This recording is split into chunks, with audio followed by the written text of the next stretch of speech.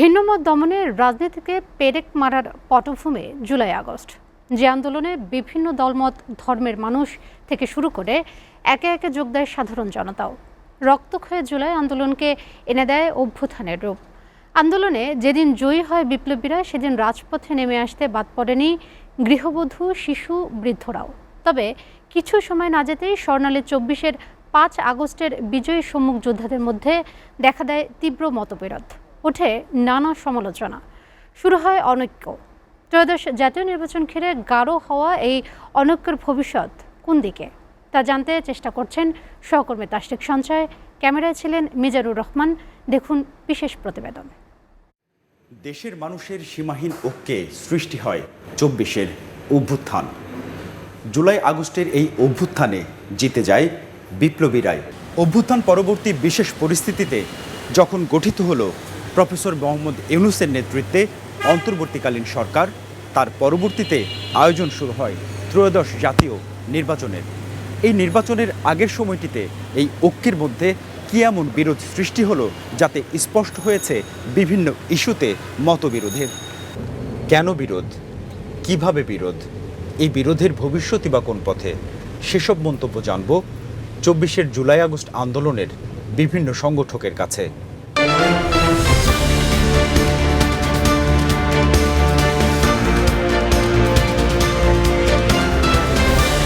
পরাজিতরা যদি বিজয়ীদের কাছে নিরাপদ বোধ করে, তাহলেই সেটাই বিজয়ের মাধুর্য।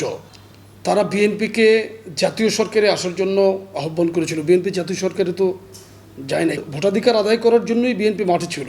একটা মহল চাচ্ছিল যে ভোটবিহীন সরকার পরিচালনা করার জন্য। আওয়ামী লীগ যেভাবে মুক্তিযুদ্ধের বিজয়কে কুক্ষিগত করেছে, জুলাই আগস্টের এই গণঅভ্যুত্থানকেও একটি পক্ষ নিজেদের পকেটস্থ করার চেষ্টা করছে, এটাও কিন্তু মানুষ ভালোভাবে নেয় নেই।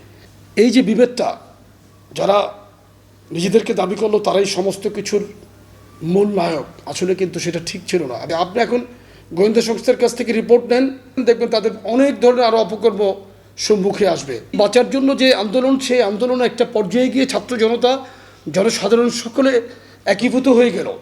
২৪-এর অভ্যুত্থানের মাঠ, যার শুরুটা কোটা সংস্কার আন্দোলন থেকে। আন্দোলন বড় হলে যা রূপ নেয় বৈষম্য বিরোধী ছাত্র জনতা আন্দোলনে। অভ্যুত্থান পরবর্তী সময়ে আন্দোলন থেকে উঠে আসা রাজনৈতিক দল জাতীয় নাগরিক পার্টির সৃষ্টি হয়।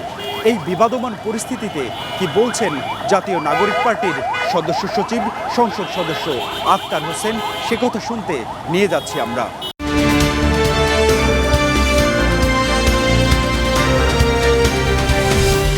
অভ্যুত্থানের পড়ার সময়কালে প্রত্যেকটা রাজনৈতিক দল আবার নিজেদের যে রাজনৈতিক এজেন্ডা আছে সেখানে তারা ফিরে গেছে। পরের সময়গুলোতে এসে বাংলাদেশের সংস্কারের এজেন্ডা, সেটা আসলে কোনটা কার্যকর হবে আর কোনটা কার্যকর হবে না, সেই বিষয়গুলোকে নিয়ে আবার মোটা থেকে এখনকার সময় এসে এই দূরত্বটা একটা বড় একটা জায়গায় গিয়ে পৌঁছে গেছে। দেশ একটা অস্থিতিশীল অবস্থার মধ্যে গিয়ে পড়ুক, সেটা আমাদের কোনোভাবেই চাওয়া না। কিন্তু সরকার যদি বারংবার জনগণের যে চাওয়া আছে সেটাকে যদি অগ্রাহ্য করতে থাকে, তাহলে তো সেই জিনিসটা একটা সময় গিয়ে এটা সরকারি দল এবং বিরোধী দল তারা চূড়ান্তভাবে মুখোমুখি দাঁড়িয়ে যাবে। এটা সত্য যে আমরা ফেসিবাদের বিরুদ্ধে এক, কিন্তু এর অর্থ তো এটা না যে আমরা অনিয়ম যখন বিএনপি করবে সেটার সাথে আমাদেরকে একমত হতে হবে। আন্দোলন পরবর্তী সময়ে সতীর্থ আন্দোলনকারীদের ছেড়ে যাবার মতো ঘটনাও ঘটেছে। তার অন্যতম এক উদাহরণ এনসিপি থেকে পদত্যাগ করা নারী নেত্রী নীলা ইসরাফিল।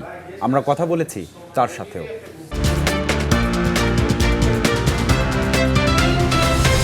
জুলাই গণঅভ্যুত্থানকে যখন আপনি বলবেন যে এটা একটা ম্যাটিকুলাস ডিজাইন, যখন একটা দল বলবে যে দলের নাম আমরা কখনো জুলাই গণঅভ্যুত্থানের আগে শুনিই নাই, সেরকম একটা ছোট্ট দল এসে বলবে জুলাই গণঅভ্যুত্থান আমাদের, আপামর জনগণ বাংলাদেশে যারা আছে তাদের থাকে না, তারা কক্ষিগত করে রাখতে চায়। যেই ডক্টর মোহাম্মদ ইউনূসকে আমরা রেড কার্পেট বিছিয়ে বাংলাদেশে এত কিছু করে তাকে নিমন্ত্রণ করে একেবারে চিফ অ্যাডভাইজার বানাই দিলাম, সে আমেরিকায় গিয়ে বলে যে জুলাই গণঅভ্যুত্থান হচ্ছে একটা ম্যাটিকুলাস ডিজাইন। সেই দিনই হচ্ছে জুলাই গণঅভ্যুত্থানকে অপমান করা হয় এবং কক্ষিগত করে রাখা হয়। তো যখন আপনি বলবেন যে এটা একটা ম্যাটিকুলাস ডিজাইন, যখন আপনি বলবেন যে এই জুলাই গণঅভ্যুত্থান আমাদের, তখন আর এটা জুলাই গণঅভ্যুত্থান বা বিপ্লব বলে কোনো শব্দ থাকতে পারে না, তখন এটা হয়ে যায় মব। নাগরিকের অধিকার আদায়ের জন্য পৃথিবীর বিভিন্ন দেশে ঘটেছে অভ্যুত্থান, আর এই অভ্যুত্থান ঘিরে তৈরি হয়েছে নতুন কিছু নেতৃস্থানীয় মুখ। এমন ঘটনা অতীতে ঘটেছে এই বাংলাদেশেও।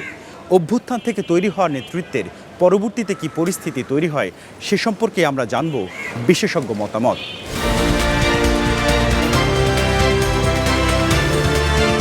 অনেকের ক্ষেত্রে ব্যর্থতা হলো যে স্বৈরশাসনের পরে যে পুনরায় যেন আর স্বৈরশাসন না আসে সেই ব্যবস্থাটা করা সাংবিধানিকভাবে, সামাজিকভাবে, রাজনৈতিকভাবে সবসময় সফল হয় নাই। তো যদি অভ্যুত্থানের নেতারা তাদের স্বপ্নটা বাস্তবায়ন করতে ব্যর্থ হয় তখন তাদের গ্রহণযোগ্যতা কমে। দেখেন 90 গণঅভ্যুত্থান করেছি, এখান থেকে কিন্তু কিছু লোক উঠে এসেছিল নেতৃত্ব, কিন্তু জাতীয় নেতা হয়ে ওঠাটা কিন্তু সেভাবে হয়ে ওঠে নাই।